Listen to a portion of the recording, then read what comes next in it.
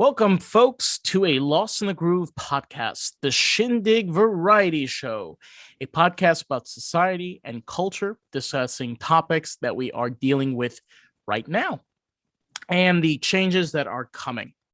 So, with that, let's start today's topic. Mike, take it away, man. So, before we began, you had mentioned something to me that you were listening to Joe Rogan. I imagine you're probably watching or listening to several different episodes, but the one you had brought up to me was really interesting. You had said Joe was talking to somebody and that he had this fear going back over a decade. It wasn't somebody. It was Ted Baker. He was talking to Ted Baker about this? Yeah. I don't remember this portion, but I have watched so much of his content that this is the new I mean, I was doing Lyft for 9 hours, so I had So what, this was recent? He uploaded this a couple of days ago? Probably about maybe two or 3 weeks ago. I think he does only one podcast per week. Yeah, if I'm not mistaken. So I think it was about like 2 or 3 weeks ago. I haven't seen this one. Yeah, I mean, you've said this, and we've all known this, is the fact that we are living in a society where China has created a social credit score, where they track you on video, they monitor everything you do, and depending on your behavior, they'll like literally limit your travel. Like, you can't leave your province if you have a low social credit score. This is insane. Like, this is how much control they have. And I don't want to freak people out, but here's the reality. It's kind of happening here. You know, I think I mentioned this to you. There's a new thing now. They're called vaccine passports. So people will deny you service, be denied on going places if you don't hold that passport. So kind of like what China's doing is like, if you have a low credit score, you can't do things. Yeah, China's been doing that for a while. I've heard of cases where they have your bank account information and everything, the AI controlled cameras within the cities. If you're caught jaywalking, you're immediately fined because the AI can capture your facial recognition. And that's it. It's done for. You're charged as soon as you make it to the other side. That's a great way for a government to make money off of their citizens. But you're right. And I have said it before. This shit's been going on for a long time. I think when we were talking about Joe Rogan, you had said that he was talking to somebody. I didn't know that it was Baker, but it now makes sense. Yeah, of course. I mean, who else would you talk about this with Ted Baker? He's spoken with many people about the topic, but his fear is that the social influence they have over their people and the mechanisms they use are. His fear is that they're making their way over here into everyday life, the political sphere. I think it already has been public. I mean, now, again, we have this new thing now in this country, vaccination passports. Now, that may seem like that's normal. That's not normal, because what that passport means is you're allowed to come in here, even though you eat goddamn McDonald's the whole day and you sit on your fat ass on your couch and do nothing, and you have vaccines, so now you're protected from COVID. That's complete bull. Every single person will tell you that what really protects you from COVID, the vaccine, also exercise, healthy diet. That's how you build immunity. So all you're doing is that you're separating people. The ones that are vaccine and the ones that are not vaccines. You're filling up a room with potentially people that can spread COVID more than somebody who doesn't have a vaccine but is mentally and physically fit. Now you'll tell me there are people who are mentally fit that will die from COVID. I agree with that. But I'm just using this as an example for this specific case. Yeah, I've seen cases like that. Completely healthy, but just older age, above 50, but healthy. It's crazy to think about. But I mean, ultimately, I've seen the implementation. I was telling you earlier. You're saying like, hey, man, it's already here, and this is one form of it. But through this whole kind of decade or two, agenda has gone through these phases. I mean, what's going on in China with social credit scores, I see it happening on multiple different service apps, right? You do Lyft. If you're not careful, you could get a bad review. In turn, that affects how much. Here's the interesting about Lyft is they had a bad rap for this. And it became to a point now where the drivers have more control. Do you want something crazy? Tell me. It is nearly impossible to get a Lyft ride where I live. Even in the city, it's nearly impossible because we have so much control. If we decide we don't want to work, there's no Lyft drivers. It used to be years ago where Lyft they had tons of incentives. Yeah, I remember that. $1,800 to join. Yeah. Now they don't have any of that. So now it's like, I'll drive when I want to. Because you're not giving me, they'll give you like $15, $18 streaks or whatever. But I mean, in the long run, if I work 9 hours and I do my routes, I know how much money I can make in a weekend. I have control. So it's kind of backlashed in many ways in regards to that.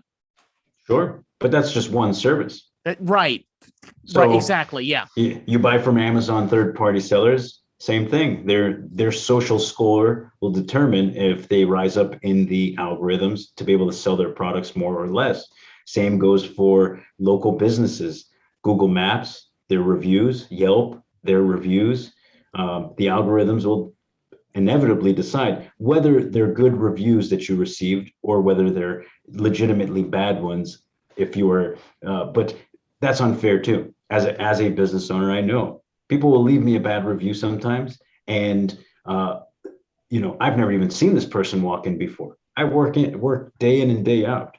Like the description that's left of the service or whatever is like, clearly you walked into someplace else and it wasn't here. Something we had at work. I work for a company out in California. It's called Max Tip Rebuilders. We work on fuse boxes for Chrysler vehicles, and we have like almost 5 stars on Google, and we've had 1-star reviews, but we still have like 5 stars. And I had once a customer that called up and he's like, "Why do you guys have bad reviews?" You know what I answered him? I said, "Did you look at the other 95% of good reviews?" That is control. Hey, Twix. Well, that's what it is. Yeah, that's what it is. I mean, people only look at the most recent bad one, but will overlook the 99% of the really good reviews. But same goes for a lot of other things, man. I mean, TaskRabbit, Uber, livetester.com. I mean, all of these service-based type of remote work or whatever it may be, they're all being social scored. That's every individual has to comply with that. And if you're not getting the best reviews, you're not going to get majority of the work. But ultimately, this is one of the phases. I mean, we see it happening in the industry sector. What's going to stop it from at some point getting to the public sector of just everyday life? You interact with me, I interact with another person, and then everyone actually has a social score based on their interactions. Or for example, we get negative 10 score, 10 points because me and you are backlashing the government on our podcast. Yeah, like automatically. I mean, but this is what's happened. This is what's happening in China. The same goes for Facebook, social media accounts that are out there. I mean, you're talking about the wrong thing, you're going to get reprimanded, and you may not understand why. I've seen it happen on YouTube. I've seen it happen on Twitter. I've seen it happen everywhere. So these, we're working in through these phases as we get to some sort of system that's very similar to over there. Yeah. Ultimately, it's bad news for everybody. I know. But the interesting thing is that we look at the past 10 years, and it all really ramped up when big tech got more and more influence and more users. So that's kind of what it is. That's where that influence comes from. Yeah, though, it's so odd because Americans, I can't speak for all, they don't like they don't like control. And I had a customer, he was from Texas. Guy was so sweet. I mean, we had some problems with him, but he was a really, really nice guy, and he had a ranch, I think about like 16 or something acres. Wow. And he raised horses. He had like a like multiple trucks. And he says to me, he says, I'll tell you something about us Texans. He says when the big boys, they call government big boys. When the big boys come to my door, I got my rifle. I go rat tat tat, and they gone. And I told him, I'm like, I love your attitude. He's like, yeah, man, I love your attitude too. Freedom to all. He's like, we Texans, we take our pride strong. And something that's kind of the most incredible thing is that you have that ability in this country, is the fact that we've all built this strength of being our own. And that's unfortunate what happened into China. China used to be a country full of so many provinces with so many rich history and culture, and Oh yeah. going thousands of years to now, like, it's just China. So much of that culture is being destroyed because now it's just China. What does that even mean for the Chinese people? I mean, the same would happen to be said about any other nation, including ours. When our government does wrong globally, the people get the bad rep all of a sudden, right? They say those Americans, but is it really the people or is it the government? It's so true. So the same would be said about China too. It's not their people, and their culture is very rich in its history, but it is definitely being manipulated too by their leaders. What is being taught versus what was actual history.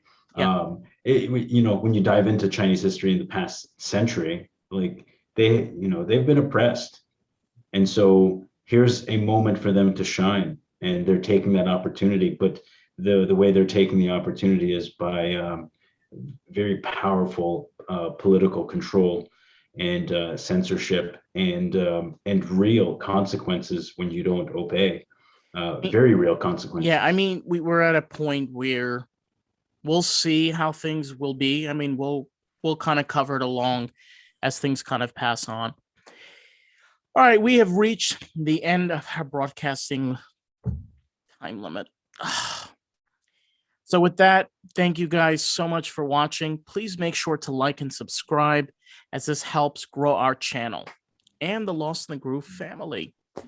I can't wait to see you guys in the next one. Peace.